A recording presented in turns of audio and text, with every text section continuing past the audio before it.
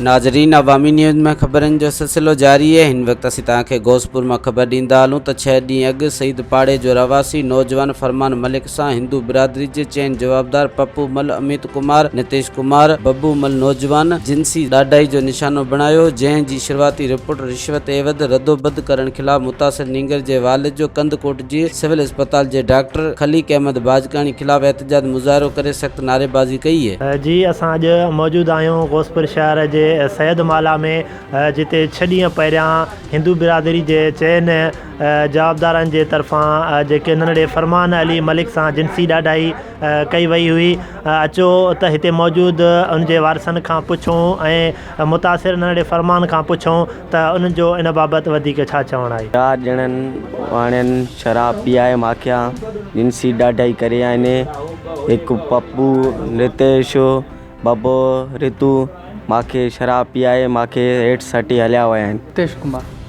अच्छा, ई तव्हां ते इल्ज़ाम आहे त तव्हां नंढड़े फरमान अली सां जिनसी ॾाढाई कई आहे? न कई आहे साईं, अहिड़ी का ॻाल्हि ई न आहे साईं। उहो आयो पाण शराब पींदो अचे पियो, असां अञा हुनखे खसियोसीं, हुनजे भाउ ॾे फ़ोन कईसीं, चई हिनखे तव्हां शराब पीआ, असां चयो न, चई ठीकु आहे मां वञा थो।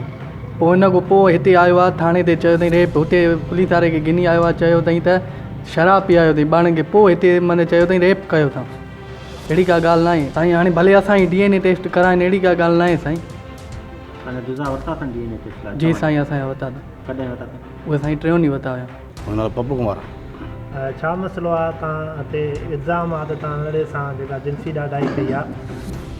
साईं पंहिंजो पाण चढ़ी आयो माड़ी ते, शराब वठी आयो, रस्ते ते पींदो आयो, असांजे माड़ी चढ़ी आयो, 2 जॻह किरियो, असां ओड़ी मां चिची खां खसी थियसि। उनजो भाउ आयो शहीद हो, चयो भाउ किथे आहे? चयो मां रोड वेठो आहियां। चयो मां 10-15 मिंट अचां थो। वरी हिन नंढो भाउ मिली वियो शौक़त साहिब सां, त वञे पियो घर ॾे, भाउ खे चयो बाबा शराब पीआ न वरिते। भाउ चए तूं बि वई आहे, तूं शराब पीए थो। हिकिड़ो इल्ज़ाम तव्हां ते अॻ में बि अहिड़ो हुयो त तव्हां हिकिड़े मुस्लमान ॿार सां ज़्यादती कई आहे? न साईं, उहा अहिड़ी ॻाल्हि हुई ना कयो साईं। अच्छा जी अमित कुमार। अच्छा, हे तव्हां ते इल्ज़ाम आहे तव्हां नंढड़े सां जिनसी ॾाढाई कई आहे, छा हक़ीक़त आहे इहा? सर, इहो असां ते कूड़ो इल्ज़ाम हयो वियो आहे, असांखे फासाइण जी कई वई आहे। छोकिरो ख़बर ई न पई 10 मिंट में छा जो छा करे वियो, वठी आयो पंहिंजो शराब पींदो आयो। असां ते हर भरो इल्ज़ाम हयो वियो आहे। असां उन को अञा शराब पींदे उन को शीशी खासी था थिए। उन्हनि जे वारसनि खे फ़ोन कई त बाबा खणी वञो, त किरंदो वरितो अथव ॿियो न।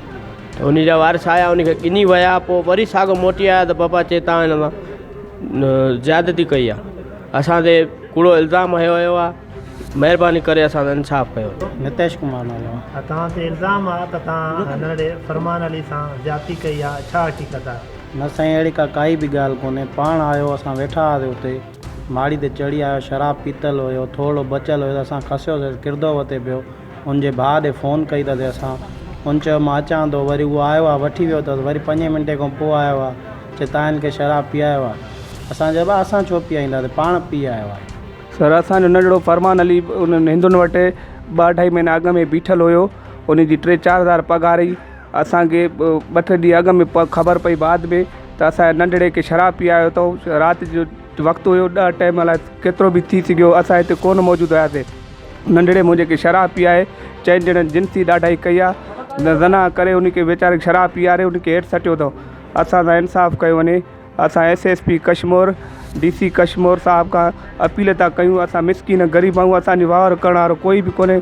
ख़ुदा रा असांजी वावर करे इन ज़ालिमनि खे सज़ा जे अंत ताईं पहुचायो। ख़ुदा जे वास्ते असां सां इंसाफ़ कयो वञे। मज़ीद खबरों और तफसीलात के लिए विजिट करें हमारी वेबसाइट www.awamiNewsHD.com।